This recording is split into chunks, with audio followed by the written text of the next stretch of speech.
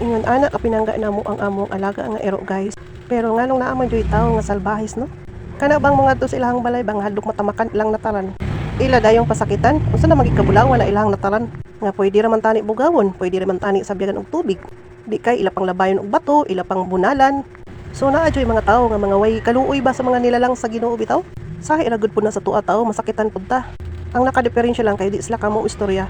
So kitang mga tao diri sa ubos kalibutan, magbag-o na ta kay tungod sa panahon nga naabot sa mga kalamidad karon. Wa mo nagtan-aw unsay nahitabo karon sa Pilipinas. Kaya pud taon ninyo pasakitin ng mga di ka mamo istorya oy. Kung pwede lang bugawon lang gid unta dili kay bunalan, labayon og bato bisan unsa nga makapasakit sa iro. Unya kung buhian pud din akong iro ug mga sila ha. Nga mga gaan man kay na sila gamot. So karon akong higtan reklamo na pod. Nga natural ra man gina sa iro nga mulangas. Labi na gihigtan magabi kay syempre maghiguas pud in taon ba. Lang-alang na magpikitan na kang scotch tape na ko na yung baba no. Kung di mo katulog din ha, ayon lang nyo nagpaminawa. Kunyag buhian ko nagmakapaak mo ingon na pod mga kinahalan ang iro higtan. So wag gitay kapadulngan sa inyo ha. Kami guys, ingon ana mi magmahal sa iro o amo magtanawa na oh. Di kaligo taon na siyang tita before mulakaw.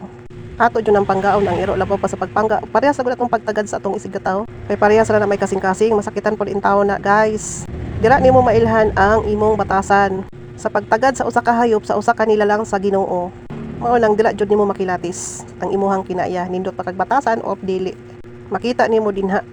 Kami gani makakita mig iro nga gutom, palitan gina namo. Kay maluoy mi ingon ani ra mis yung pagtan-aw pero makibaw sa mga hangson sa mga kasing-kasing. Kung bati mis inyong pagtan-aw bahala na mo. Wa ko'y labot sa inyo. Wa bang ko maghangad basta. Once nga inyo lang ginhilabtan ang ako ang iro aw may kaso na ra bagidron. Kung wala sa inyong panimalay ayaw lang jud nyo pasakiti. Diha ra jud ta